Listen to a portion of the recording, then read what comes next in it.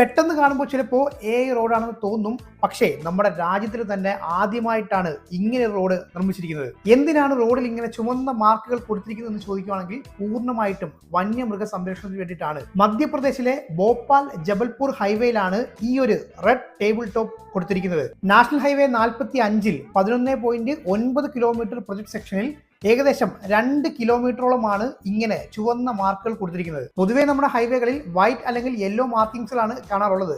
പക്ഷെ ഇവിടെ അതിനു പകരം 5 mm പ്രൊജക്ഷനിൽ റോഡ് സർഫസിന് മുകളിലായിട്ട് ചതുരാകൃതിയിലുള്ള റെഡ് മാർക്കിങ്സുകളാണ് കൊടുത്തിരിക്കുന്നത്. വാഹനങ്ങൾ ഇതിന് മുകളിലൂടെ സഞ്ചരിക്കുമ്പോൾ ഒരു വൈബ്രേഷൻ ലഭിക്കുകയും സ്വാഭാവികമായിട്ടും വാഹനത്തിന്റെ വേഗത കുറയ്ക്കാനുള്ള ഒരു ശ്രമം ഡ്രൈവറിന്റെ ഭാഗത്തുനിന്നുണ്ടാവും. മാത്രമല്ല നമ്മുടെ ബ്രെയിൻ പെട്ടെന്ന് റിയാക്ട് ചെയ്യുന്ന കളറായ റെഡ് കൊടുത്തിരിക്കുന്നതും ഒരു അലേർട്ടിനെ സൂചിപ്പിക്കാൻ വേണ്ടിയിട്ടാണ്. സാധാരണയായി വേഗത കുറയ്ക്കാൻ റോഡിൽ ഉപയോഗിക്കുന്ന സ്പീഡ് ബ്രേക്കറുകൾ ഒഴിവാക്കി ഈ ഒരു സിസ്റ്റത്തിലൂടെ സ്വാഭാവികമായിട്ടും വേഗത കുറയ്ക്കാനുള്ള ഒരു ടെക്നിക്കാണിത്.